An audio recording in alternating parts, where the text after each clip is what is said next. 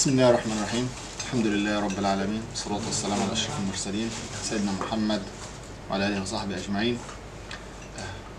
Dear brothers, welcome to the 7th episode of this Seerah series where we started a long time ago. Now we're in the 7th episode. So may Allah bless all of you for coming here today. Inshallah, whether we'll continue these Seerah sessions in Ramadan or not, we'll have a discussion about it at the end of this episode, and we'll take votes who prefers to continue in Ramadan and who does not, and based on your votes, inshallah, we'll decide. Let's start as usual today with the importance of attending lessons in general, especially in the coming days.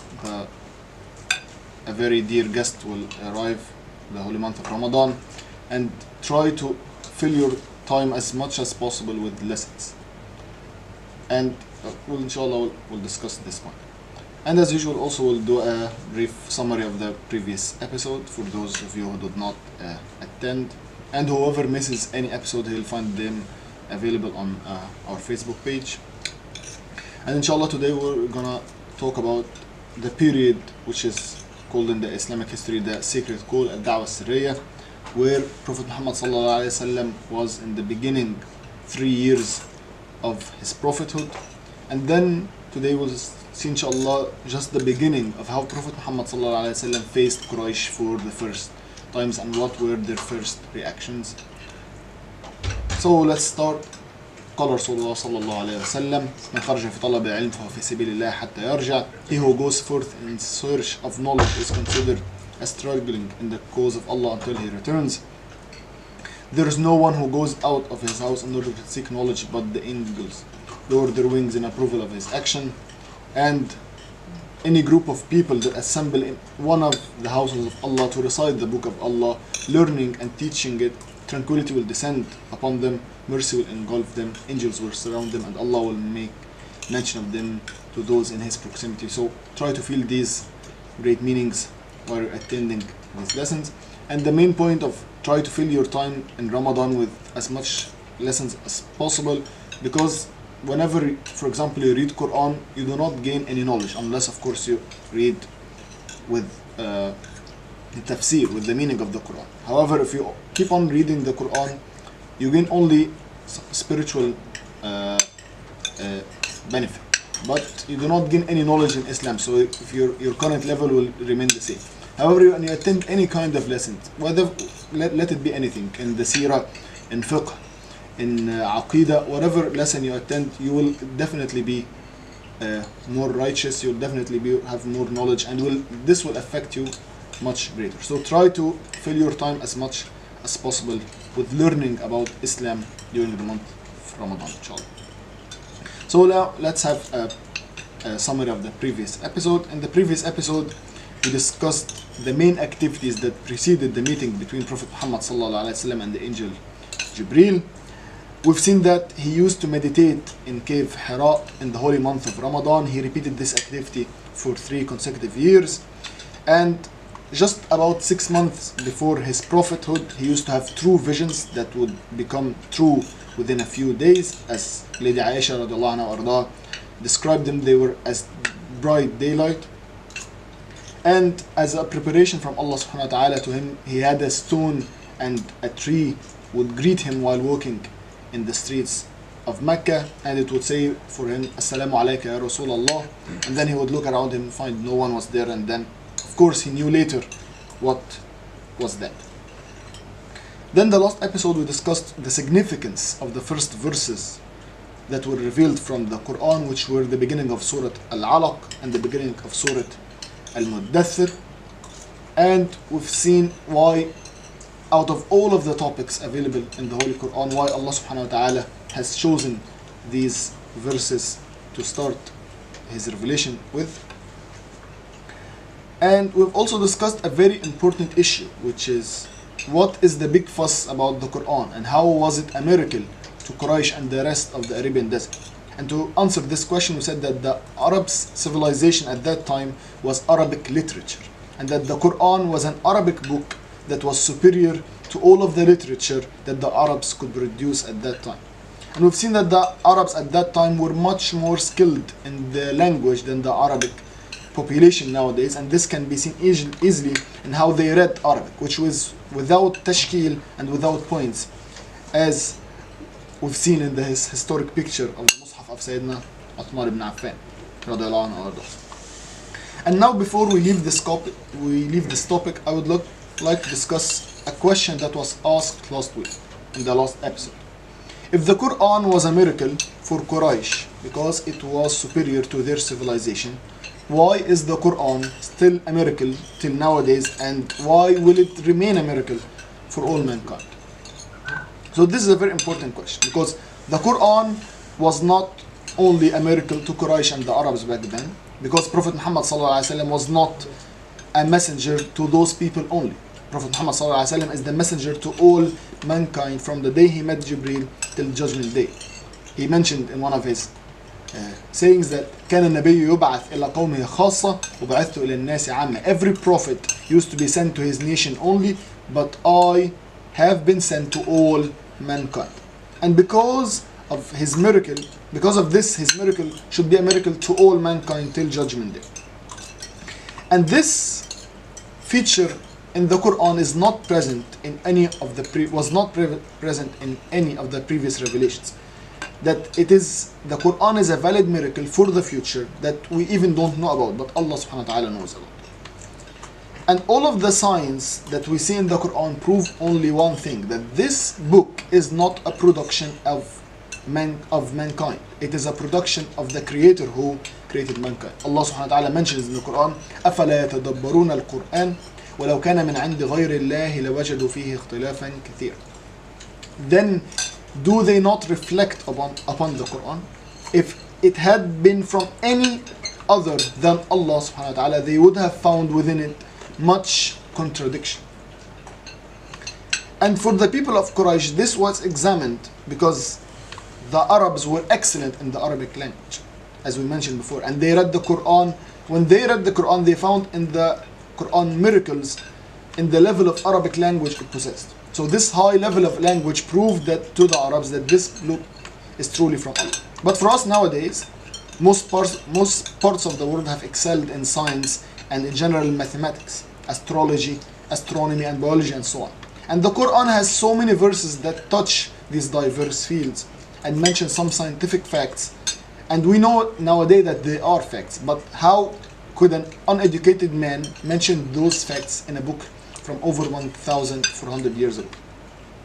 So this serves as some signs for people who want proof that this book is from Allah. And I'll mention very few mathematical figures that were given in the Quran, and these are just some examples of the scientific miracles you can find in the Quran. So let's start only with the math. The word day, يوم, was repeated 365 times in singular form, which is exactly the number of days that the earth requires to rotate around the sun. Okay, how could an uneducated man know this fact? Another point was that the number of repetitions of the word month was 12. So this is one point. So alaykum assalam. The words man and woman are also each one used equally 23 times in the Quran. Okay, but so this has one sign that okay, Allah subhanahu wa ta'ala is equal to both men and women, but there is a more significant point in the number itself, 23. This is the same number of human chromosomes from each required to make a new embryo. And also the word human being, an insan, was used 65 times. And in the same levels of creation were also mentioned at a total of 65 times, which the human being was first a soil, then a drop of sperm, then an embryo, then a half-formed lump of flesh, then a bone, then flesh. So each part of the human creation was also mentioned in total 65 times. So the Quran was not just a book that use difficult Arabic language.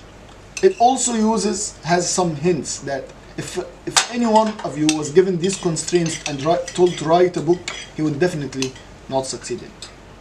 And another point was that the word land What is the significance of 65 before? is the same.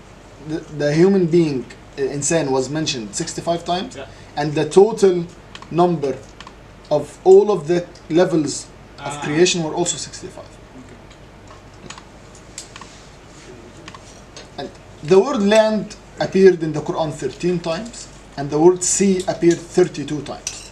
And if you calculate the percentage of how much the 32 with respect to the total, 32 divided by 13 plus 32 is approximately 71%. And this is the exact percentage of the sea on earth. And you can check this number by yourself. So Allah subhanahu wa ta'ala mentioned these are just very small signs that you can find in the Quran. They just prove one thing, that definitely the Quran is not a production of Prophet Muhammad sallallahu alaihi wasallam. This is a creation of a very higher level. How could an uneducated man know such fact from 1400 years ago?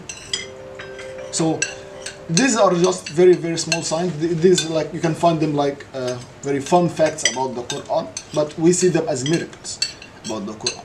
And for some, these facts might be a reason to enter Islam. So, and of course the Quran is filled of so many scientific facts as well. So now the Quran, I personally see that there is a bigger miracle present in the Quran that proves that this is a book from our Creator. I personally believe that the biggest miracle in the Quran is its guidance. If you want to know the miracle of the Quran, look for its effect on people. This book serves as a guidance for all mankind, no matter where they come from, no matter where they are, or no matter their race, their gender, their age. This book can transform people from any state to a state which benefits the whole world. And the Muslims' history is the best proof for that. Look at the Islamic empires that were built on the foundations of this book. Look at the Islamic empire built by the Sahaba. Look at the Islamic empire in the Andalus. Look at the Islamic empire of the Ottomanians. Compare these empires to any other civilization like the Roman Empire, the British Empire, the Chinese Empire, or any other non-Muslim civilization, and you'll see huge differences. So I believe that this is one of the biggest miracles of the Quran, its effect on people.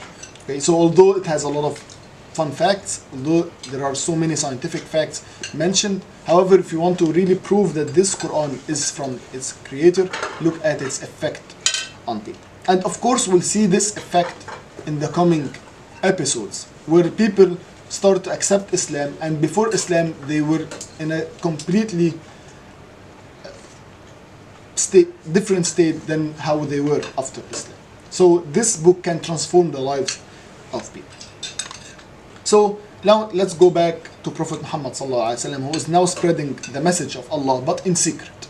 For the coming 3 years, this will remain secret, as Prophet Muhammad sallallahu alaihi wasallam is only offering Islam to several individuals who now live in Quraysh, and is not offering Islam to Quraysh as a whole. First, let's have a look at the family of Prophet Muhammad sallallahu alaihi wasallam, and especially those who are living in his house prior to the Prophet. First of all, in Islamic history, the prophethood is a reference date for us as Muslims. So we refer all of the events to this date. Okay. Now, who is the oldest son or daughter of Prophet Muhammad sallallahu alaihi wasallam? It's a question for you. Who's the oldest of his? Fatima. Fatima is the oldest? No. The oldest. The big. Zainab? Qasim of Ibrahim. Okay, Al-Qasim, there is a dispute, of course, between scholars whether it was Al-Qasim or Zainab. However, Al-Qasim, as we mentioned before, was died before as an infant, and we'll see that this will be repeated for all of Prophet Muhammad sallallahu alaihi wasallam's male sons. They all will die infants. So, before 10 years of prophethood, Prophet Muhammad sallallahu alaihi wasallam had the birth of Lady Zainab. So this is the first one living with Prophet Muhammad sallallahu alaihi wasallam and Lady Khadija. So, and Zainab, as we'll see later, that she will marry about when she was about 9 or 10 years old. She will marry her cousin, who was called Al-As ibn Rabi'. And he was her cousin, and he was the son of Hala, who is the sister of Lady Khadija radiallahu anha. And before prophethood, Lady Khadija asked Muhammad sallallahu alaihi wasallam to have Zainab engaged to Abu al-As because she loved him so much. And Lady Zainab, when she was about 9 to 10 years old, she married her cousin. So at this age, she left, of course, her father's house and went to live with her husband. And always remember that the tradition back then was that women get once they reach puberty. And due to the extreme environment of the desert and due to the high temperatures, the puberty age back then was about 9 to 10 years old for women and about 12 or 13 years old for men. And so they were not ashamed of it, and they did not consider it child marriage as in nowadays terminology. So keep this always on mind, and we'll come inshallah to this one later. There was a question here. Would any other question? Yeah, I want to ask that question actually. Okay, so now this was the first daughter of Prophet Muhammad sallallahu alaihi wasallam. Who was next? Ruqayya and Kulthum. And Ruqayya is 1 year older than Kulthum. Ruqayya was born about 7 years before prophethood, and Kulthum was born 1 year later. And after Zainab got married, one of Prophet Muhammad sallallahu alaihi wasallam uncles wanted both of his sons to marry the daughters of Prophet Muhammad sallallahu alaihi wasallam, Ruqayya and Kulthum. And that's actually what happened. Prophet Muhammad sallallahu alaihi wasallam agreed that his 2 daughters marry their 2 cousins, but since the girls at that age did not reach puberty, only an espousal was performed, which means that Ruqayya and Kulthum got married, but they lived in their parents' house until they moved to their new homes, which is like a sort of an engagement. Does anyone know who is the father of the two husbands of Ruqayya and Kulthum? Abu Lahab, exactly. So Abu Lahab, okay, one which we'll see inshallah starting from this episode, will be one of the biggest non-fans of Islam. He will have, before prophethood, he has both of his sons marrying to the daughters of Prophet Muhammad sallallahu alaihi wasallam. And of course we'll see what will happen. So this what happened about the same age, about the same time where Lady Zainab was married. And about 5 years before prophethood, we've seen of course before the event of rebuilding the Kaaba and how Prophet Muhammad sallallahu alaihi wasallam reacted to this. And in the same year, Lady Fatima was born, which is the smallest girl of Prophet Muhammad sallallahu alaihi wasallam. And of course, at that time she was about 5. At the time of prophethood, she was about 5 years old, and at that time she was not married to anyone. But of course, you all know who will she be married in the future. Who is that? Ali ibn Abi Talib, exactly. And the reason, of course, yes, of course. Sorry. Yeah, Fatima and Ali bin Abi Talib actually live in the same house since their childhood, right? Exactly. How do you find this thing? Ali ibn Abi Talib and also Zayd ibn Haritha were living with Prophet Muhammad sallallahu alaihi wasallam before prophethood, and we've mentioned this before. Why can anyone refresh his memory? Why was Ali ibn Abi Talib living with Prophet Muhammad sallallahu alaihi wasallam? Didn't he have a house of his own? Because his father was in poverty. Exactly. Abu Talib, as we've seen, Prophet Muhammad sallallahu alaihi wasallam uncle had an economical crisis, so Prophet Muhammad ﷺ offered to his other uncle, Al-Abbas, that both of them would help Abu Talib by each one taking a son of his and raising it in his own house. So Prophet Muhammad ﷺ chose Ali ibn Abi Talib, while Hamza ibn Abdul Muttalib chose who? Ja'far ibn Abi Talib. So both of these sons of Abu Talib were raised with Prophet Muhammad ﷺ and Hamza ibn Abdul Muttalib. So, and of course, Ali ibn Abi Talib was raised with Prophet, with Fatima, and yeah, who knows, maybe this was one of the reasons why they got married. And also Zayd ibn Haritha, who was a complete stranger to this house, was also living with them. Does anyone know the story? We've said it last time. Yes. Can anyone refresh? Slave. He was a slave.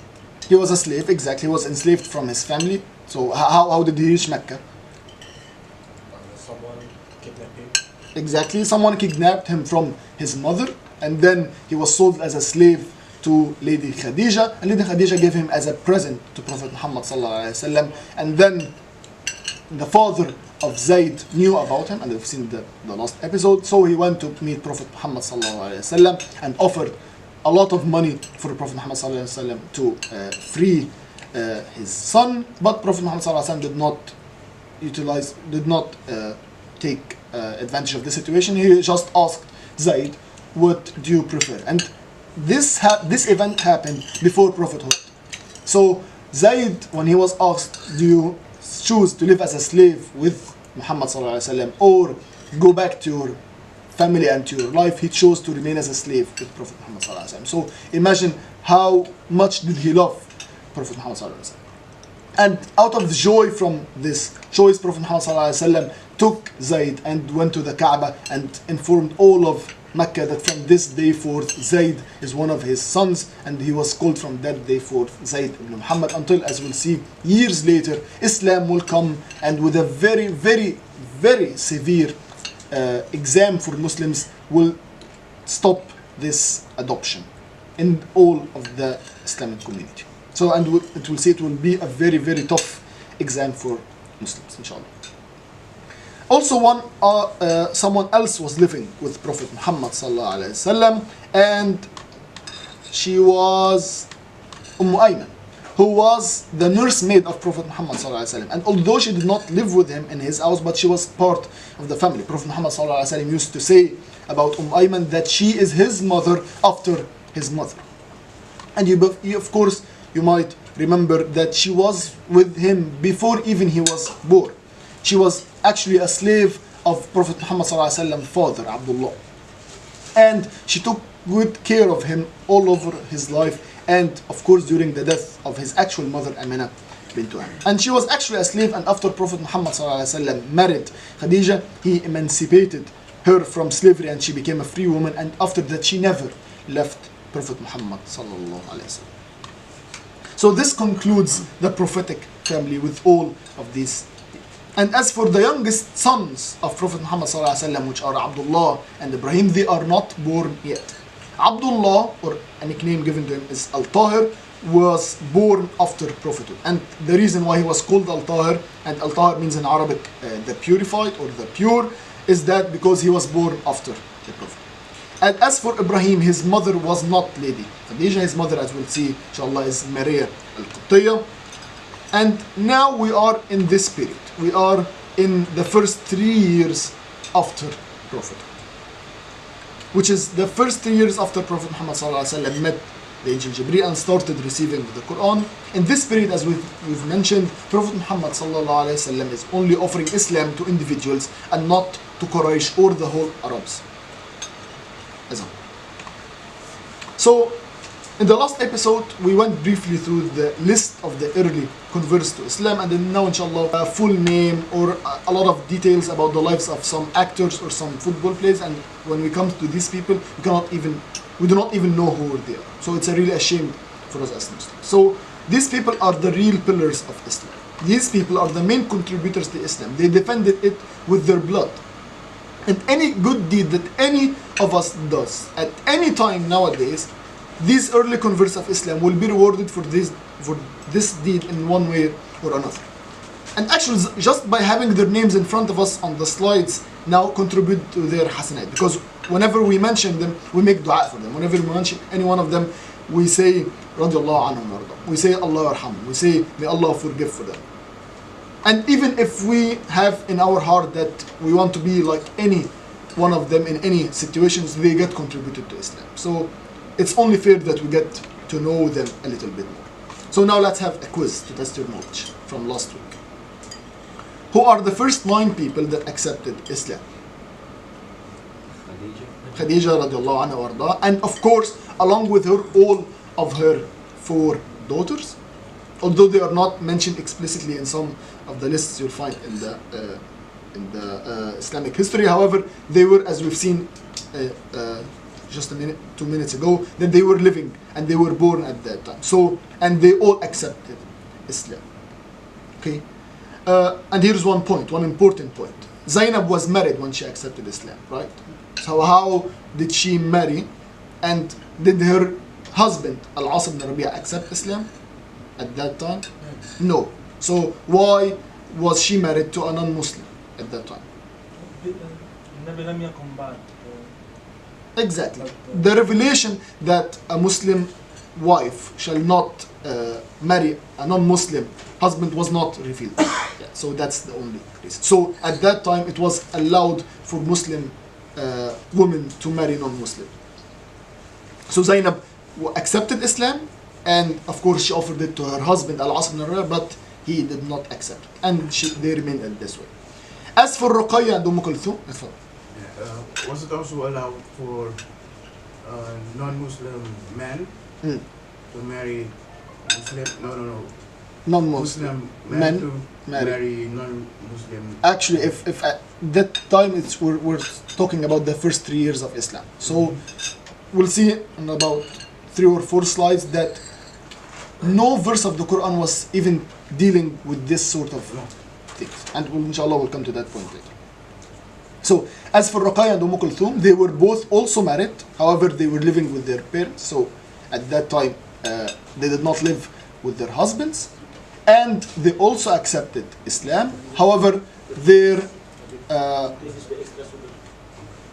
husbands did not accept Islam. And keep here one point: who are their husbands? They are called Utbah and Utayba. Who's their father? Abu Lahab. So from the early days, Abu Lahab knew about Islam, and keep also that in mind. Okay, so when we say that this is a secret call, be aware that some of the Quraysh know about Islam. However, we'll see what's the difference between this secret call and what will come later, inshallah. As for Fatima, she was about that time, about 5 years old, and with all of her family, she accepted Islam. She was very small at that time. And we've seen also one of the other early converts to Islam was Ali ibn Abi Talib. Of course, he lived with Prophet Muhammad sallallahu alaihi wasallam, and he accepted Islam. Who was next in the list? Zayd ibn Haritha was next. This is, we can see now that this is the whole prophetic family. All of the people in Prophet Muhammad sallallahu alaihi wasallam house accepted Islam. Okay, and if you want to have an idea why did they accept Islam, let's look at Zayd ibn Haritha. If Zayd is a complete stranger to this family, and he loved this family, how about one of the people who were born to this family? So why doesn't he accept Islam? So it's completely logical. Who was the next? Abu Bakr ibn Abi Quhafa, as we've seen last time, his name was not Abu Bakr Siddiq. Abu Bakr Siddiq was a name given to him after a certain incident. We'll come to that inshallah later. So his name, does anyone know what's his real name? Not Abu Bakr. Abdullah ibn Abi Quhafa, exactly. بالنسبة لي اسمه الحقيقي هو عتيق. Okay, there is a dispute, of course, between scholars, and yeah, we're not in this. Well, I cannot say for sure that it's Abdullah. However, you can find this in a lot of literature. So at least we are agreeing he's Abu Bakr. Okay, and his father is Abu Quhafa. So at least we're agreeing in this part. So, and we've said that Abu Bakr, once he accepted Islam, in the first very few days, he went and became very active in Islam. So if you want to, and this is of course a shame for all of us, including first of them me, if you want to see how did Abu Bakr contribute in the first few days, and some of us have been in Islam for over years, see how many people he made to enter Islam, and what kind of people in the first very few days. And what are their names? Who are the first people that Abu Bakr invited to Islam and accepted? Uthman ibn Affan, first of all. Zubayr ibn al-Awwam. Abdul Rahman ibn Auf, Sa'd ibn Abi Waqqas, Talha ibn Ubaydillah. In the first few days, he brought 5. And what's common about these 5 people? They are 5. They are one of the 10 who were what? Promised with the Jannah. Okay, I'm losing the English word. Thank you very much. Okay, promised with Jannah. So, and see that Abu Bakr was not randomly spreading Islam. He chooses exactly who he should ask, and who he knows for sure will accept Islam. And if he accepts Islam, he knows for sure that he will benefit Islam. And also, this is one point. These people would never accept Islam and the new shift in their religion, except they knew how honest was Abu Bakr. So you might have a very good product, but because of you, people do not accept this product. So, and Abu Bakr, even before Islam, before any of the teachings of Islam, he was a very, very loved man in all of Quraysh. He was very friendly. People loved him a lot. So it was very logical that when you find that a good man is offering for you something that appears to be good, that you accept it. So these people accepted Islam. And of course, you know that Uthman ibn Affan will be called Dhun Nurayn. Why? تزوج ابنتان. Exactly. He will marry both Ruqayya and Kulthum. Okay, so he was the only man to ever marry in all of the history of mankind to ever marry two of a prophet's daughters. So this shows how important Uthman ibn Affan. And at that time he was a very, very rich man. And of course we'll see that he was also a very clever rich merchant, and he will contribute greatly to the economy of the new Muslim state in Al-Madinah later, inshallah. And second, Az-Zubayr ibn al-Awwam. Sorry, question. Of course. At the time, the revelation of Islam is only Iqra and Al-Mudaththir. We'll come to that point. What is the appealing point of Islam? You have nothing to sell about Islam at the time. Exactly. Okay, I'll come to this point. Okay, inshallah.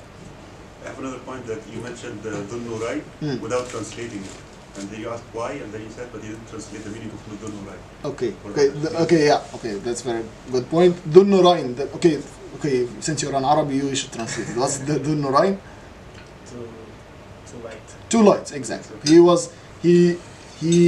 was called the one having the two lights. Dhun Nurayn means the two lights, and the two lights referring to Ruqayya and Kulthum. Okay, Jazakallah khair.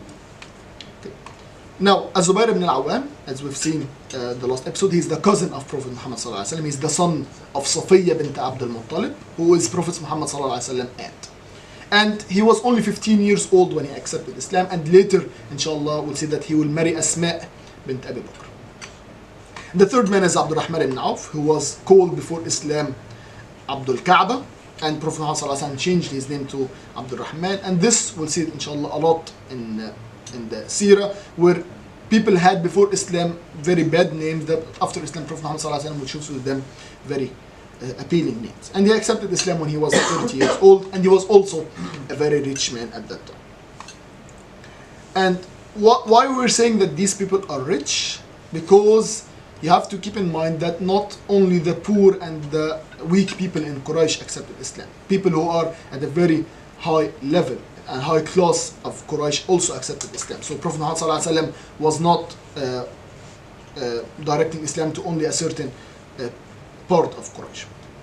And then Sa'd ibn Abi Waqqas is the uncle of Prophet Muhammad sallallahu alaihi wasallam. He's the brother of his mother Amina. And finally, Talha ibn Ubaidillah is one of the greatest Sahaba. Prophet Muhammad sallallahu alaihi wasallam said about him that whoever wants to see a martyr, a shaheed, alive, walking on the ground, he should look at Talha. And we'll see inshallah that he will participate in all of the coming battles in Islam except only the battle of Badr. So these are the first people to accept Islam. After that, of course, the list goes on, and we'll try to mention some of these people.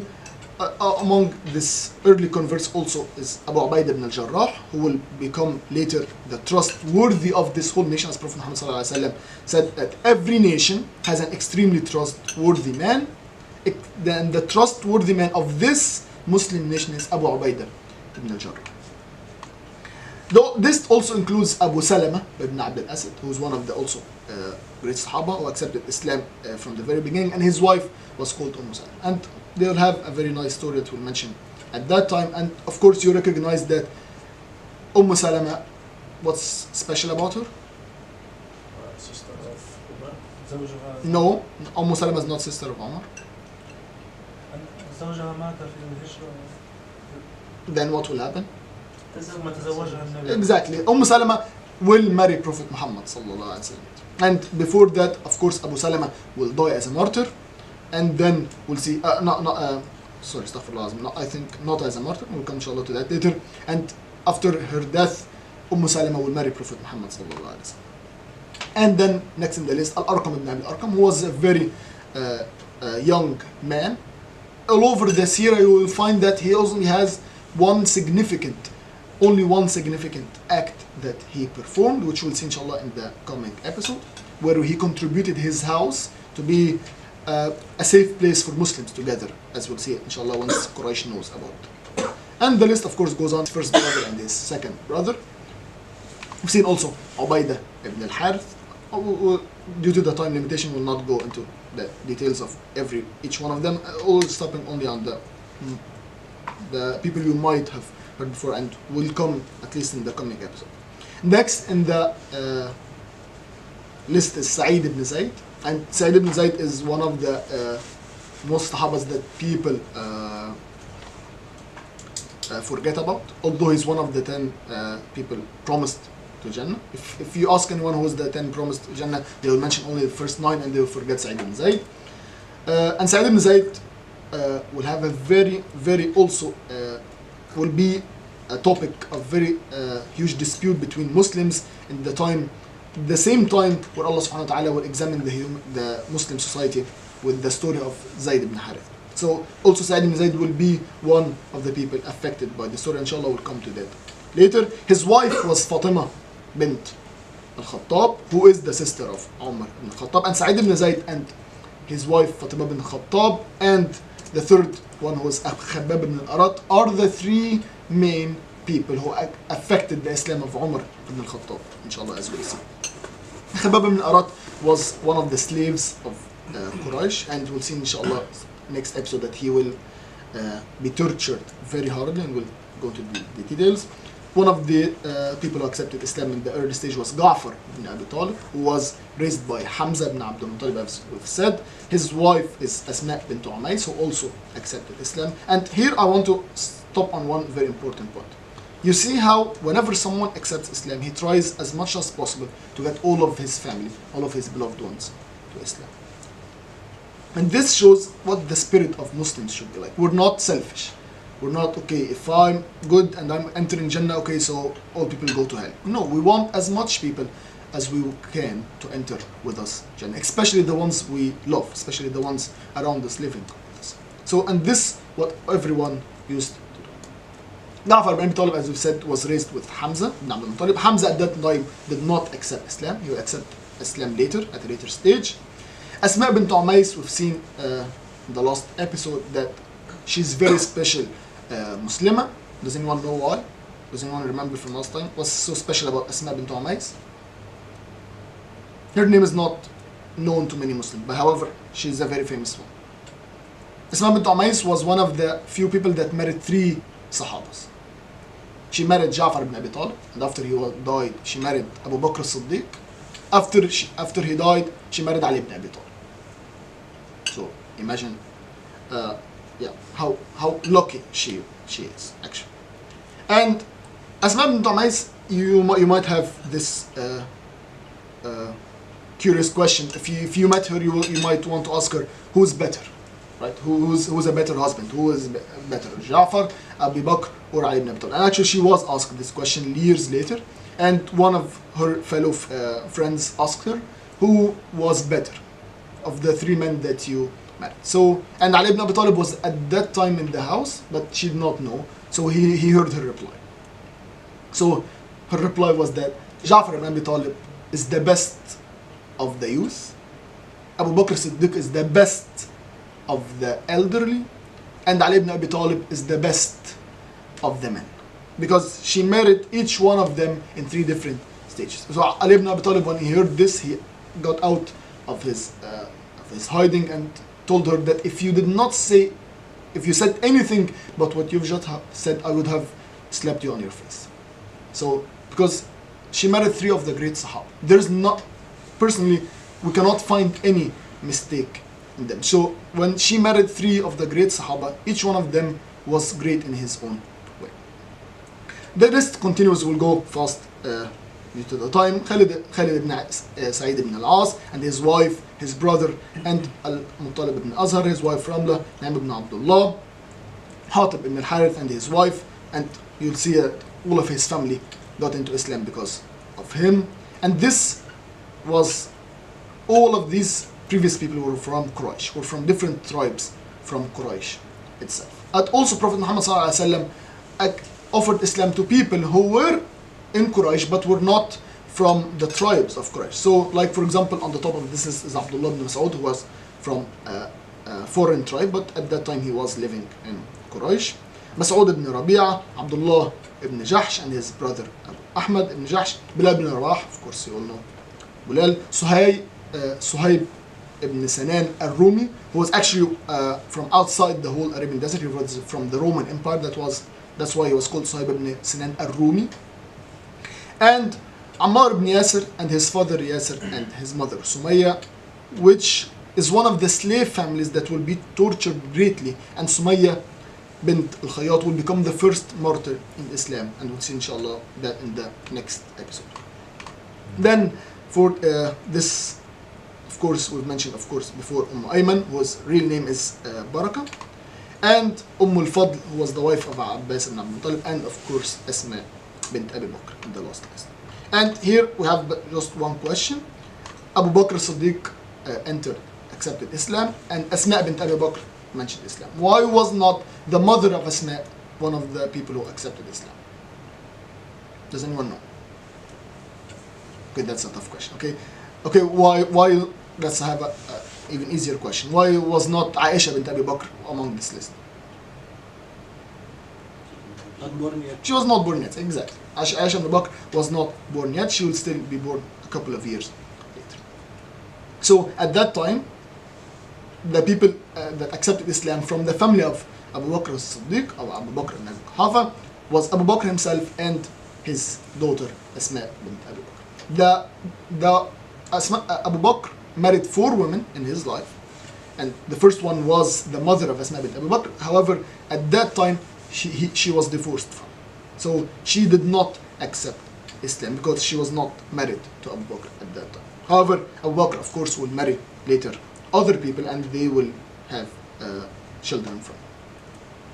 So these were the most of the people that accepted Islam in the first 3 years. And of course, you can find a whole long list during this period that accepted Islam. However, there is a dispute between scholars who accepted Islam during the first 3 years and who accepted Islam after the first years. However, these people were with 90% that accepted Islam during the first 3 years. And one of you asked a very important question, is that during this period, the angel Jibreel used to visit Prophet Muhammad ﷺ several times, and each time new verses of the Quran were revealed. And the Muslims back then only had some chapters of the Quran, and not even the whole chapter as we have it today. The Quran were only revealed verses by verses. Each set of verses was revealed at a time, so it was not revealed as a whole. This is one point. And even the chapters were not also revealed as a whole. Some chapters even were revealed, some parts of the chapter were revealed in Mecca, some other parts were revealed in Medina. So, and the exact date at which each verse of the Quran was revealed is unknown for us as Muslims. We might know some of so many scholars spend so much effort to identify which period each surah or set of verses was revealed, and they could only mainly separate the chapters which were revealed in Mecca and the other ones which were revealed in Medina. And along at this table, you'll find some of the chapters that were revealed in the beginning of the Meccan period, in the beginning of these 3 years. Yeah, but how was it revealed? By who? By Angel Jibreel. By? Angel Jibreel. Who? Jibreel. Jibreel. Jibreel. Who's that? What's that? Angel Jibreel Oh, is the angel. angel. Yes, Angel Jibreel. An angel. Yes. Oh, the script. Only not a script. That's how it was. Oh, he said it. He spoke. Is the exact. Okay. And the revelation happened in several. Actually, in the book you can find that there are 8 types of how Angel Jibreel met Prophet Muhammad ﷺ. Prophet Muhammad ﷺ met Jibreel in his real, actual creation as an angel only 2 times. Okay, But so he did not each time meet him in the street and speak to him. That's one point. He also met him sometimes as a man. He had himself figured as a man and would meet him, and this happened as one of the hadith that you all probably know by heart. And we'll come to that later. So Angel Jibril even met Prophet Muhammad ﷺ as a man. However, most of the verses of the Quran were revealed just like a bell. So Prophet Muhammad ﷺ would hear a bell, even some of the Sahaba around him would hear this bell, and then the Quran was revealed inside of him. And at that time, all of the people and Prophet Muhammad ﷺ would like go into some sort of nap, or would lose consciousness, and even the Sahaba would know that this is the period that he was being revealed to him, because even in the cold times they would see him sweat so much, and he would become very, very heavy. In one occasion, the Quran was revealed to him while on his camel, and the camel its legs became to bent from the weight of Prophet Muhammad ﷺ. Another occasion is that I guess it was Abu Bakr as-Siddiq or Ali ibn Abi Talib.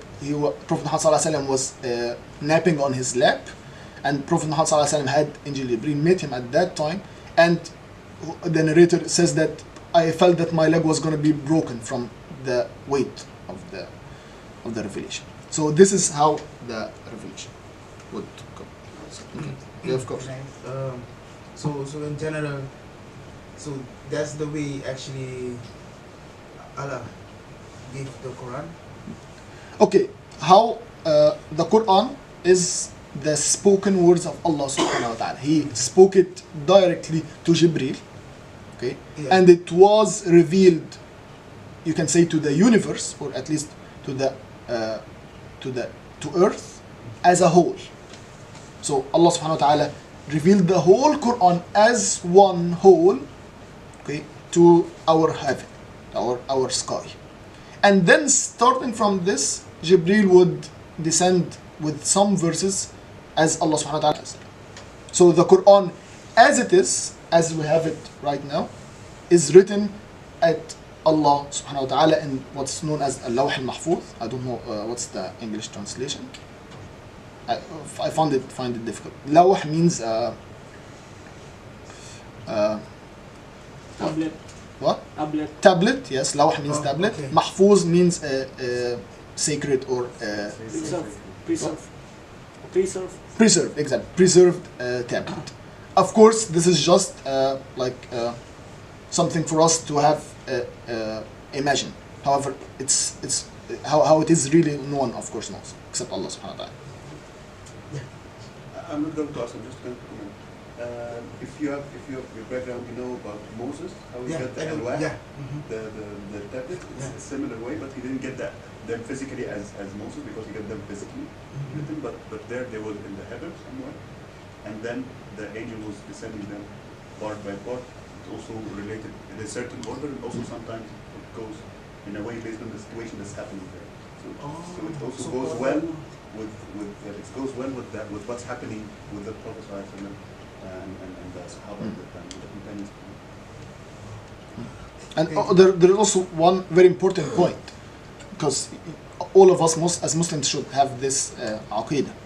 Some verses in the Quran are available right now, but we cannot and we should not apply them.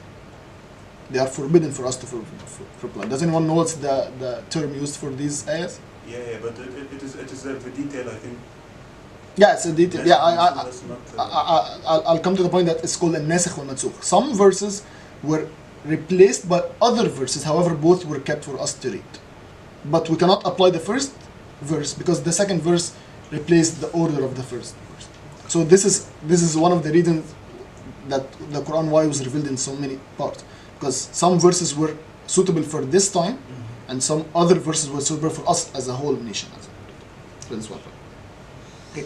And the point that we want to mention here is that what you can find, the topics that the Quran was focusing on during this period was completely different from the topics that the Quran will focus on later when there is an Islamic state, because at that time they are only individuals.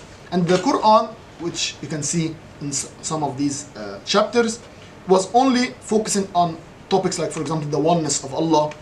How is Allah the only worthy of worship? What's the hereafter, and how the Quran was informing the Muslims that their current life is only a part of a very long journey yet to come, and that there is, after this life, there is a resurrection and there is an eternal life. Also, the Quran focused on manners, on good manners like justice, honesty, and generosity, and treating the elderly with mercy. The Quran also in that period introduced to the Arabs stories of previous prophets and what was the reaction of the previous nations with the prophets, and how difficult it was to spread the message of Allah, and all sorts of torture and harm they face. So these were the main topics that the Quran was dealing with at this period. And you can find these available in some of these chapters, although some parts of these chapters were not also revealed at that time. However, these you can find this in these chapters.